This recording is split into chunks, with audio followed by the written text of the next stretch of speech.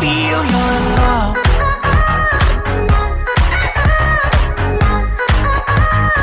I just wanna feel you're in love. Assalamualaikum warahmatullahi taala wabarakatuh. Okey, so hari tu saya ada bagi satu tugasan yang kita perlu selesaikan. So hari ni saya akan buat video pendek lah berkenaan dengan macam mana nak selesaikan tugasan tersebut. Okey, so first of all kita buka data kita. Okey, so this is our data. Ini data yang saya bagi, yang mana kita perlu buat regression menggunakan Excel. Okey, so ya, memang betul kita boleh gunakan SPSS untuk buat benda ni, tapi hari ni saya nak ajar cara nak buat regression menggunakan Excel. Okey, so first data ni kita ada home listing price ataupun harga rumah. And then kita ada yang mana home listing price ni adalah dia punya dependent variable, variable yang kita nak ukur. Okey, manakala kita ada independent variable, kita ada 1, 2, 3, 4, 5, 6, 7. Ada 7 independent variable yang mana kita nak tengok harga rumah ni dipengaruhi tak oleh 7 variable ni. Okey, variable yang pertama size rumah tu lah, square foot, right? 2500 kaki, 1500 kaki. Okey, so kalau ikutkan realitinya memang keluasan rumah tu mempengaruhi harga rumah lah. Okey, and then yang kedua bilangan bilik tidur. Bilangan bilik tidur kita ada 3, 2, 3, 4, 5 ada tak? 5 ada 6. 6 ada. Banyak ni. Okey. And then number of bathroom. Okey, kita ada 2, normally 2, kita ada yang 3, 3.5 ni mungkin kongsi lah kot. Saya pun tak pastilah 3.5 ataupun 3.5 kan. Bilik air yang kongsi. Okey. Number of car garage. Okey. Kereta muat parking berapa? 1 ke ataupun memang tak ada parking terus. Okay, and then ada kolam swimming pool. Boleh lah swimming pool ada ke tak? Tak ada lah yang ada 2 kot. 1 atau kosong sahaja. 1 atau kosong sahaja. Whether on a lake, berdekatan dengan tasik ke tak? Okay, adakah dia mempengaruhi harga rumah tersebut? And then ada dekat dengan golf course ataupun tempat main golf lah. Ada kata ada ni satu. Okay. So kita nak tengok yang 7 benda ni adakah mempengaruhi harga rumah. Dekat tak dengan lasik ni mempengaruhi tak harga rumah. Dekat tak dengan tempat main golf mempengaruhi tak harga rumah. So kita akan tengok. So macam mana kita nak tengok, kita nak buat regression. Okay, first of all daripada sini, okay, saya besarkan dia supaya jelas sikit. Okay, dalam Excel first kita nak buat, kita klik dekat tools. Okay, and then kita go kepada data analysis. Right, data analysis. Okay, dalam data analysis ni ada banyak lah. Ada banyak data analysis, ANOVA, covariance apa semua kan. So apa yang kita nak buat adalah regression. Okay, klik dekat regression and then okay, and then dia akan keluar menu ni. Okay, saya padam dulu semua.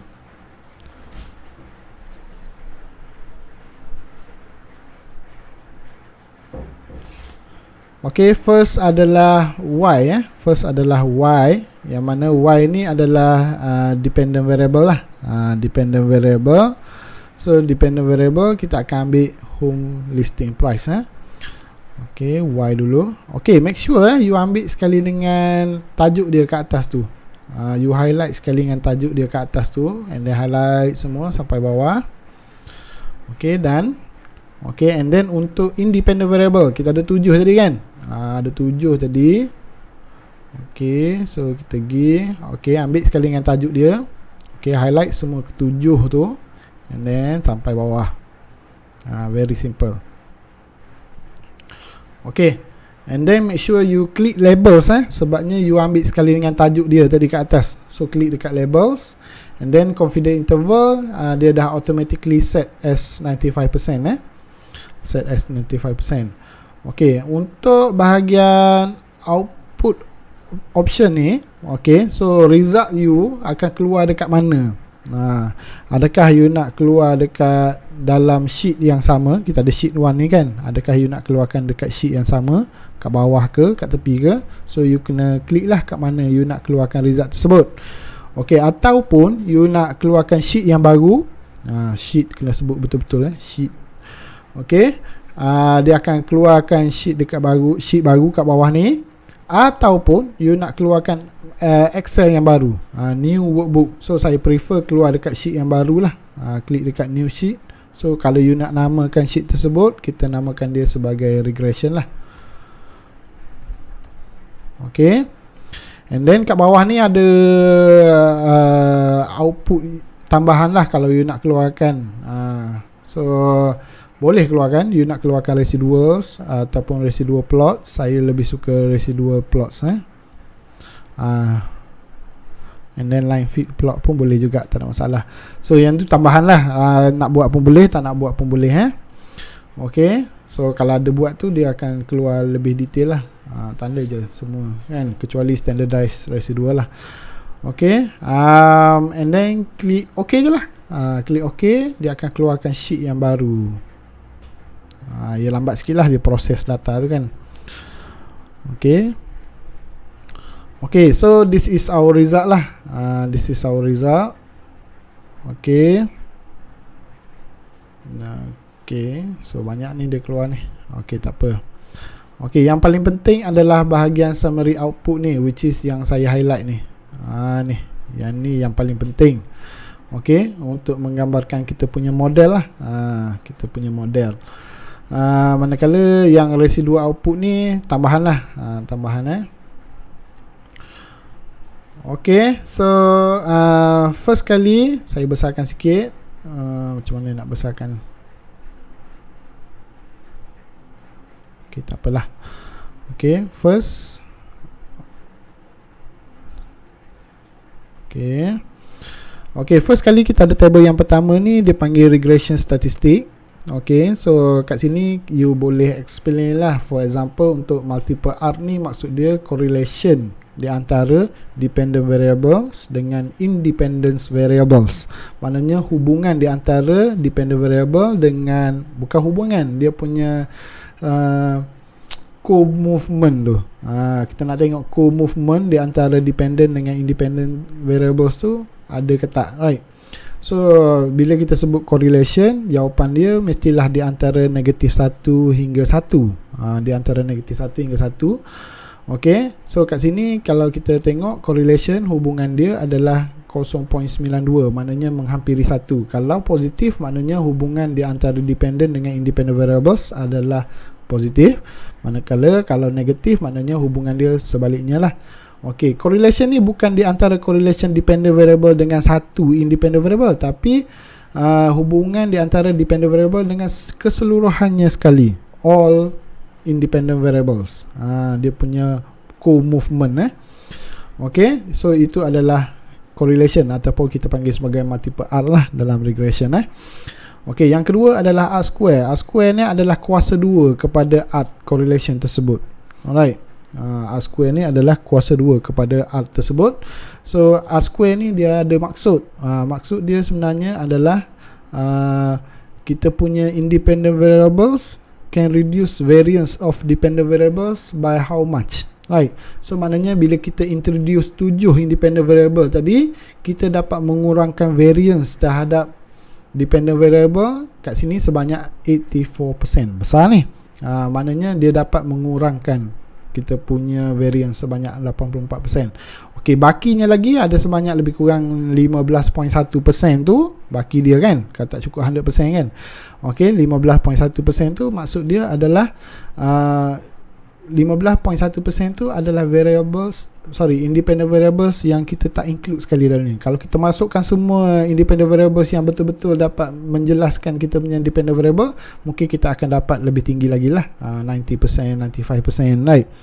Maknanya nilai R2 ni lagi menghampiri 100%, lagi bagus lah, lagi bagus. Okey, yang lain tu tak ada apalah. Adjusted R2 tak perlu explain. Standard error ni pun sebenarnya adalah standard error kepada dependent variable lah. So kat sini kalau kita tengok 419,000. Right.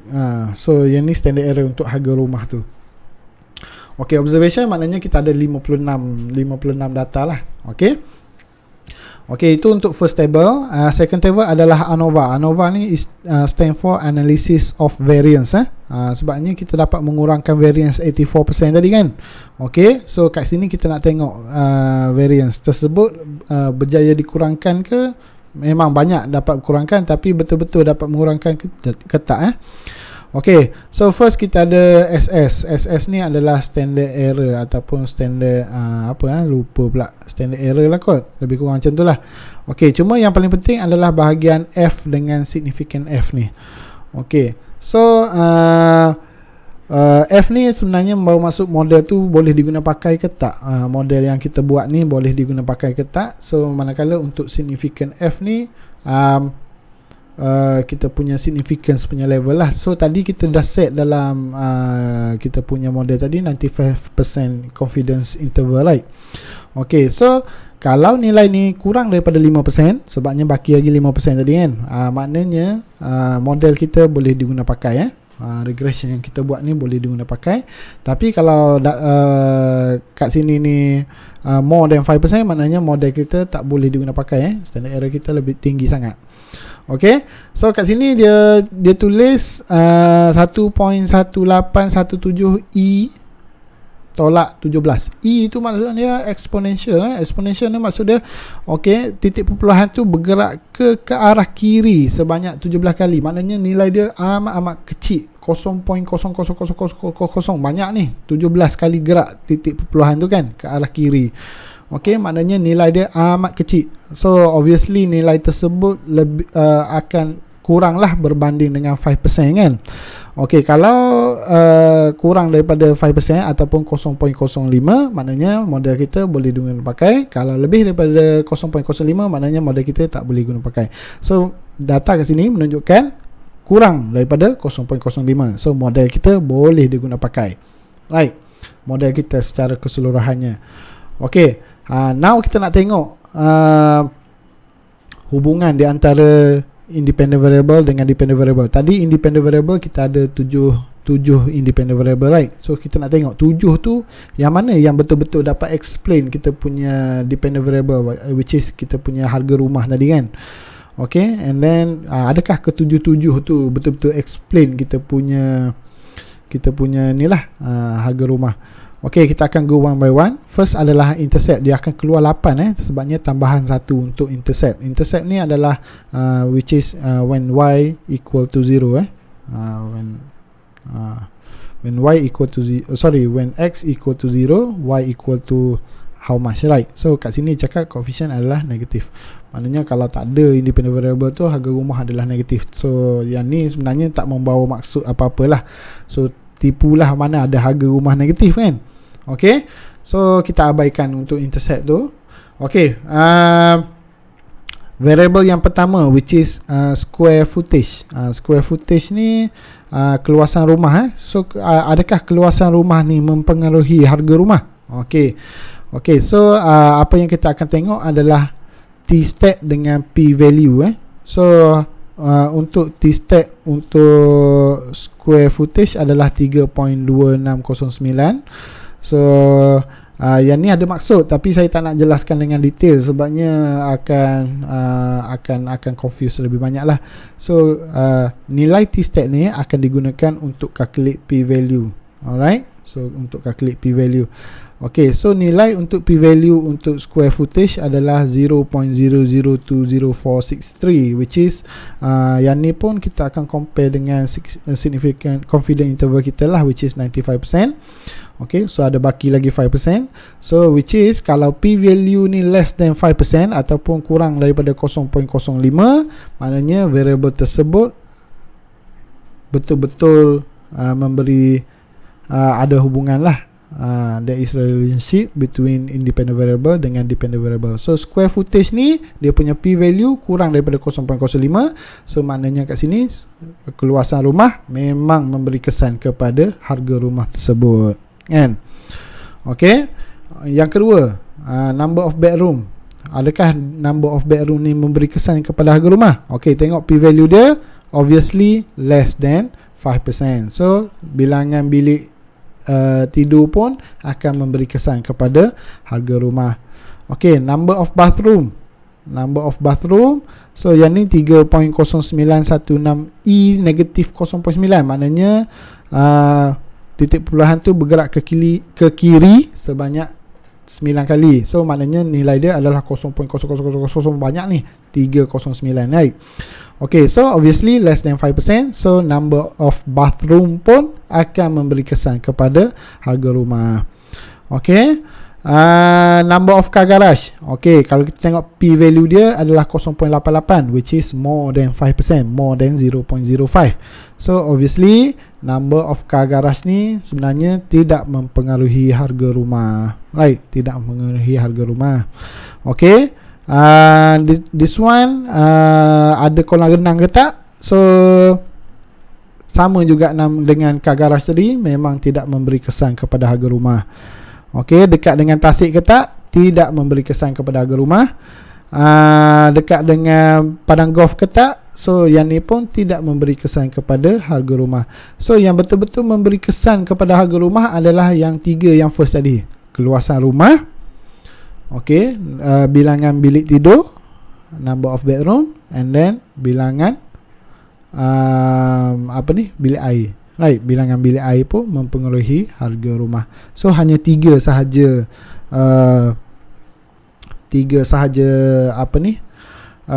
variables lah yang betul-betul memberi kesan kepada harga rumah. Yang lain tu tak, yang lain ni tidak memberi kesan kepada harga rumah. Okay, so yang ni saya nak you all buat lah, regression, and then kalau you buat pun dapat result sama dengan saya. Cuma apa yang saya nak adalah you kena buat report, sedikit report lah, dalam 2 atau 3 muka surat, depends lah, untuk menerangkan apa maksud 84% ni. So sebenarnya you boleh google lah apa maksud dia, right? Okay, maksud dia 84% ni maksud dia apa, F ni maksud dia apa, signifikan F saya dah terangkan tadi, saya dah membantu banyak dah. So hopefully you dapat buat benda ni, copy benda ni, paste dalam Word, and then you explain dia punya result tu dalam 2 atau 3 muka surat je lah, tak perlu panjang. 2 muka surat pun dah cukup lah bagi saya, 2 muka surat bersama sekali dengan table ni lah. Okay, so itu saja saya rasa. Wabillahi taufiq wa hidayah. Assalamualaikum warahmatullahi taala wabarakatuh.